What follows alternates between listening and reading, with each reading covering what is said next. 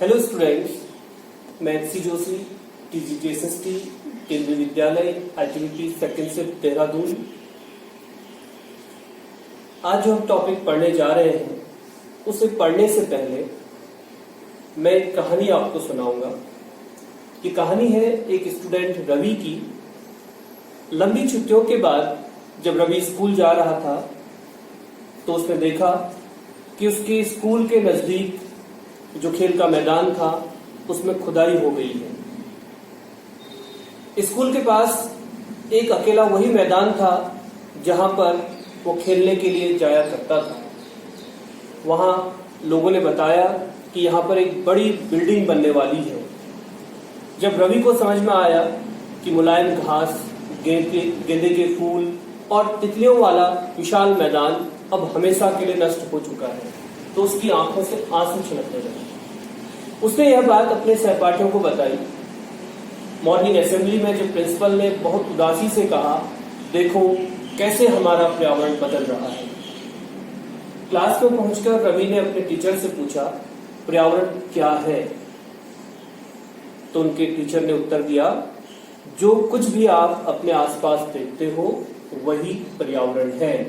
रवि कहने लगा, इसका अर्थ है स्कूल की बिल्डिंग, मेज, क्लास में रखी गई कुर्सियां, यहाँ तक कि खुला मैदान, सड़क, कूड़ा करकट, मेरे दोस्त, ये सभी हमारे पर्यावरण के अंग हैं। टीचर ने उत्तर दिया, हाँ, लेकिन जरा रुको, कुछ वस्तुओं का निर्माण प्रकृति ने किया है, जैसे पर्वत, नदियां, पेड़, प्राणी, जबकि अन्य का निर्माण मानव ने किया है, जैसे सड़क, कार, कपड़े, किताब आदि। इस कहानी से हम इतना तो समझ चुके हैं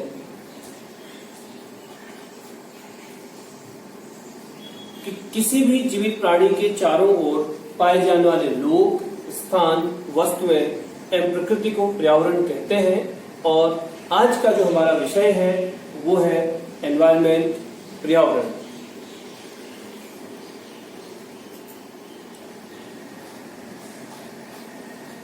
पर्यावरण हमारे जीवन का मूल आधार है।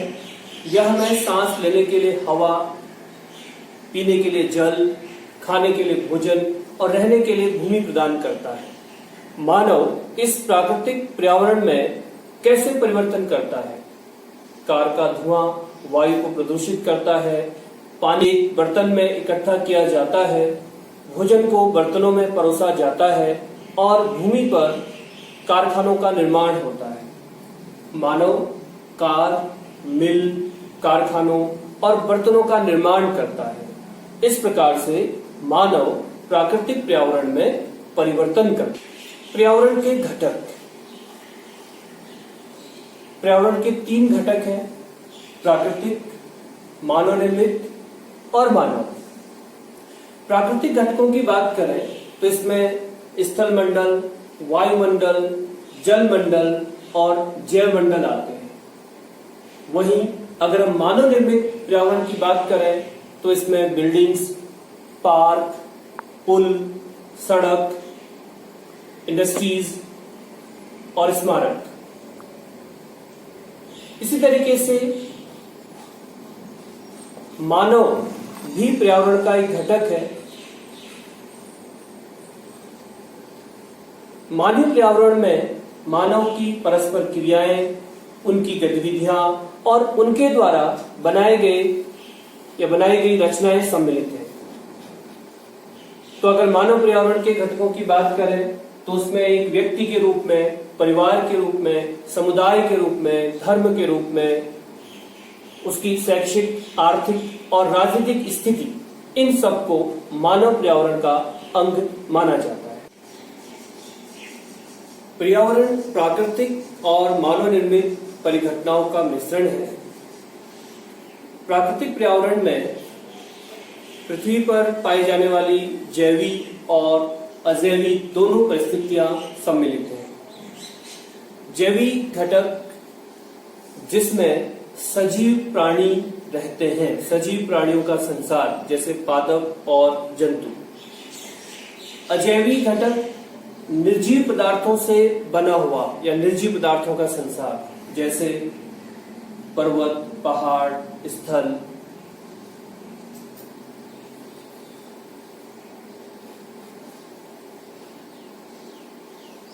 प्राकृतिक पर्यावरण भूमि, जल, वायु, पेड़ पौधे और जीव जंतु, ये सब मिलकर प्राकृतिक पर्यावरण बनाते हैं। स्थलमंडल, जलमंडल, वायुमंडल और जैवमंडल, इनसे आप पहले ही परिचित हैं। आइए इनके संबंध में कुछ और तथ्यों की जानकारी प्राप्त करते हैं।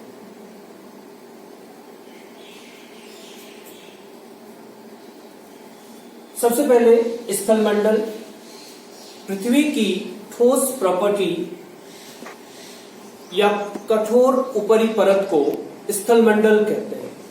यह चट्टानों और खनिजों से बना होता है और मिट्टी की पतली परत से ढका होता है। यह पहाड़, पठार, मैदान, घाटी आदि जैसी विभिन्न स्थलाकृतियों वाला एक विषम धरातल है।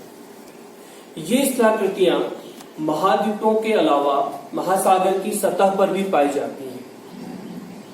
स्थलमंडल वह क्षेत्र है जो हमें वन, कृषि एवं मानव बस्तियों के लिए भूमि, पशुओं को चरने के लिए घास प्रदान करता है। यह खनिज संपदा का भी एक स्रोत है। दूसरा हमारा पर्यावरण का घटक है जलमंडल। जल के क्षेत्र को जलमंडल कहते हैं। यह जल के विभिन्न स्रोतों जैसे नदी, झील, समुद्र, महासागर आदि जैसे विभिन्न जलाशयों से मिलकर बनता है। यह सभी प्राणियों के लिए आवश्यक है। इसके बाद हमारा अगला घटक है वायुमंडल। पृथ्वी के चारों ओर फैली वायु की पतली परत को वायुमंडल कहते हैं। पृथ्वी का गुरुत्वाकर्षण बल अपने चारों ओर के वायुमंडल को थामे रखता है। यह सूर्य की झुलसाने वाली गर्मी और हानिकारक किरणों से हमारी रक्षा करता है। इसमें कई प्रकार की गैस, धूलकण और जलवाष्प उपस्थित रहते हैं। वायुमंडल में परिवर्तन होने से मौसम और जलवायु में भी परिवर्तन होता है। पर्यावरण का अगला घटक है जैवमंडल। पादप एवं जीव जंतु मिलकर जैवमंडल या सजीव संसार का निर्माण करते हैं। यह पृथ्वी का वह संकीर्ण क्षेत्र है जहां स्थल, जल और वायु मिलकर जीवन को संभव बनाते हैं। अब हम आगे पढ़ेंगे इकोसिस्टम के बारे में। सभी पेड़ पौधे, जीव जंतु और मानव अपने आसपास के पर्यावरण पर निर्भर होते हैं। वे एक दूसरे पर भी आश्रित रहते हैं। जीवधारियों का आपस में और अपने आसपास के पर्यावरण के बीच का यह संबंध पारितंत्र का निर्माण करता है। अधिक वर्षा वाले वन, घास स्थल, रेगिस्तान, पर्वत, झील, नदी, महासागर और छोटे से ताल का भी एक पारितंत्र हो सकता है। पारितंत्र वह तंत्र है जिसमें समस्त जीवधारी आपस में एक दूसरे के साथ तथा पर्यावरण के उन भौतिक और रासायनिक कारकों के साथ परस्पर क्रिया करते हैं जिसमें वे निवास करते हैं। अब हम पढ़ने जा रहे हैं मानवीय पर्यावरण के बारे में। मानव अपने पर्यावरण के साथ पारस्परिक क्रिया करता है और उसमें अपनी आवश्यकता के अनुसार परिवर्तन करता है। प्रारंभिक मानव ने स्वयं को प्रकृति के अनुरूप बना लिया था। उनका जीवन सरल था और आसपास की प्रकृति से उनकी आवश्यकताएं पूरी हो जाती थी। समय के साथ कई प्रकार की आवश्यकताएं बढ़ी मानव ने पर्यावरण के उपयोग और उसमें परिवर्तन करने के कई तरीके सीख लिए।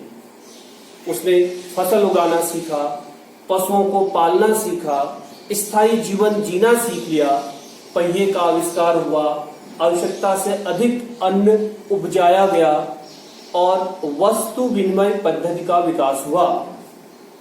अब ये वस्तु विनिमय पद्धति क्या है? यह वस्तुओं की अदला बदली का एक व्यापार है जिसमें धन का प्रयोग नहीं होता था। वस्तुओं का आदान प्रदान होता है लेकिन इसमें धन का उपयोग नहीं होता है। एक वस्तु के बदले दूसरे वस्तु आपस में बदली जाती थी। इसी तरीके से व्यापार आरंभ हुआ,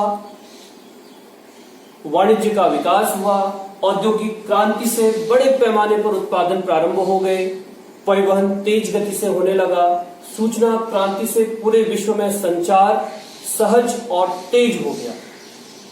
क्या आप जानते हैं कि आप गर्मी में रसीला तरबूज और सर्दी में भुनी हुई मूंगफली खाना क्यों पसंद करते हैं? प्राकृतिक एवं मानवीय पर्यावरण के बीच सही संतुलन होना आवश्यक है। मानव को पर्यावरण के साथ समरसता से रहने और उसका उपयोग सीखना चाहिए। स्टूडेंट्स, यहीं पर हमारा टॉपिक समाप्त होता है। अब आप लोगों के लिए एक एक्टिविटी है जो कि समूह में आपको करनी है। देखिए इसमें क्या आपको करना है। अपने पड़ोस के किसी एल्डरली पर्सन जो कि आपसे बड़े हैं, जो कोई बुजुर्ग हैं, उनसे आप बात करें और ये जानकारी प्राप्त करें।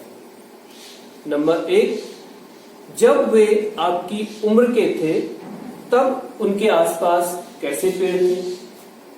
नंबर 2, उस समय घर के अंदर कौन से खेल खेले जाते थे?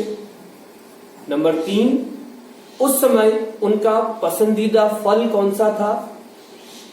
नंबर 4, गर्मी और सर्दी के मौसम में वे कैसे रहते थे?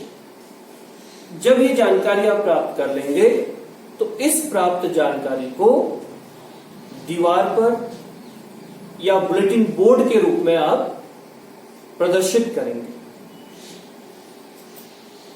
एक और एक्टिविटी है, ये सभी को अलग अलग तरीके से करनी है। इंडिविजुअल एक्टिविटी इसको हम कहते हैं। आप सभी एक आदर्श पर्यावरण की कल्पना कीजिए जिसमें आप रहना चाहेंगे और अपने इस आदर्श पर्यावरण का एक चित्र बनाएं, इसकी एक ड्राइंग करें।